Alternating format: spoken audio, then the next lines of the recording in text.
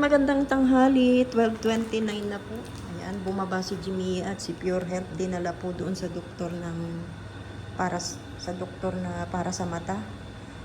Winilchair po siya, ano. So, nandun na po yung doktor niya. Bumalik lang po tayo dito dahil kinuha natin to. Kasi yung mata niya itumutulo na po. Po natin si Jimmy. Tara na, balik na po tayo doon. Nasa second floor po sila. Ayan po, nandito po si Pure Health kay Dr. Crosby. Para po sa mata. Ayan, specialista sa mata. Joanne ba? Barleta Crosby. Joanne Barleta Crosby. Siya po yung doktor na tumingin kay Pure Health sa mata niya. Dok, muli na ko, Dok. Muli na. Uuwi ka na? Ayan ang pasya mo? Wala ko bang bayad sa room, Dok? Yung gusto mo bang magtagal dito ka para maggamot ka, kaya lang ang pinoproblema mo yung bill. So waiting po tayo kasi meron pa pong pasyente si Doc. Ayan po. Ayan o. Specialista po talaga yan sa mata.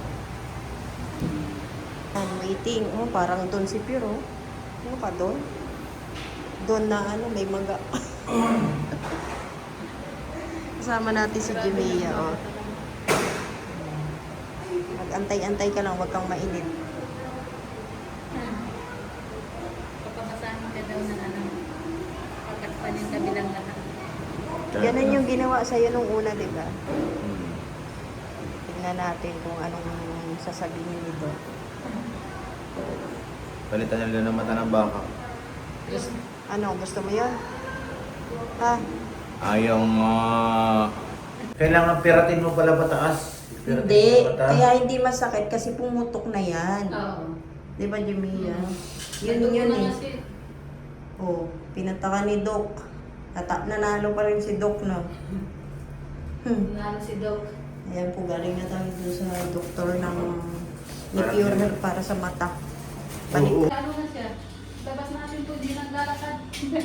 Ano, Pure? Baldado. Hindi mo marunong maglakad eh. Dito na naman kami. Parang yung mga jowa. Puro baldado. Puro may mga tama. Wala ko sinasabi. May sinabi ba? Pag sa paa kasi, alam na, may chance kung kailangan daw agapan kasi kinakatakot nila sa utak niya. Yun nga. Oo. Ano sa sobrang lakas ng ang tawag dito? Bacteria. Ayan o, nagdugo kasi binuklat-lat. Nilinis ni Doc, kaya dugo na. Binaliktad niya eh. Dugo na yung lumalabas sa mata niya.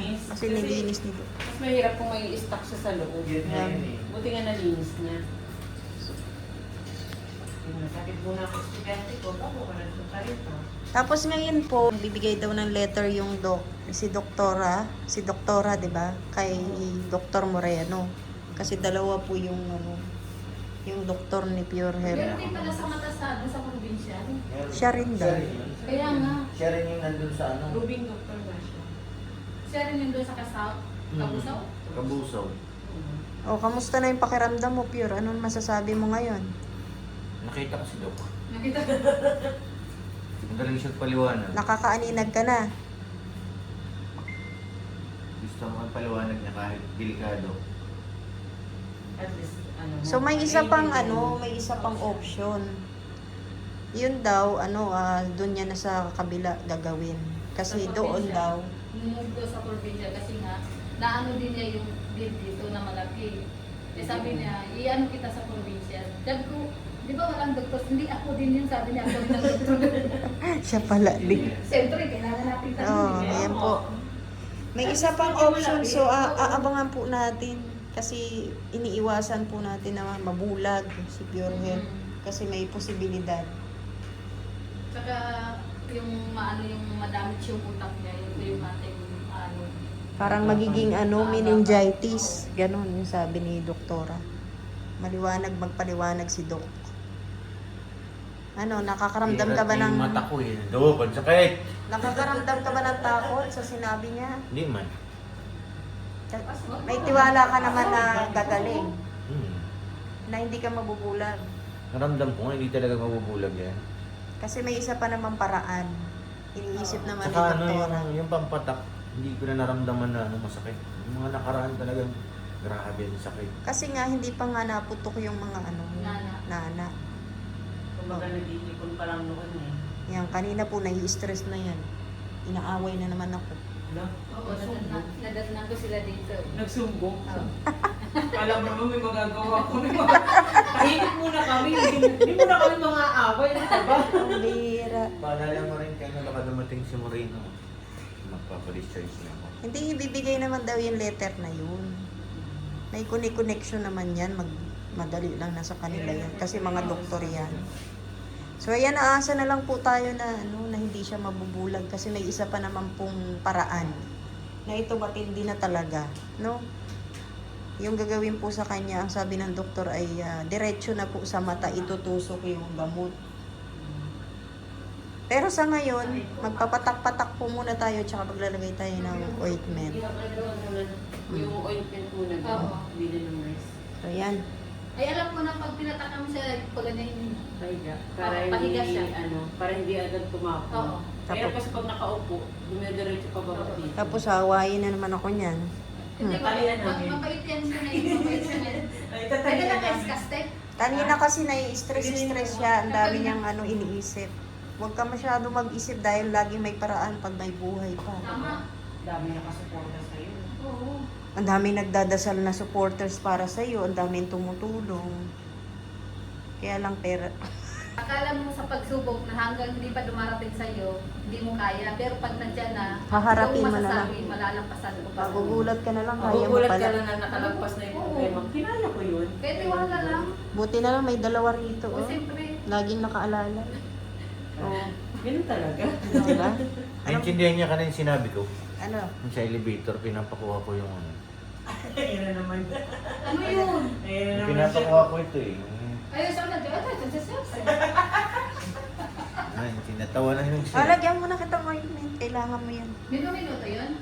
Hindi, yung ointment 3 times, umaga, tanghali, tsaka gabi. Yung pampatak every hour. So, wala tayong Hindi, tulugan. anong oras ba?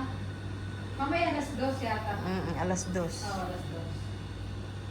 Ano na? So, ayun, yung ointment lang. Sa ngayon, parang nagugutom ako.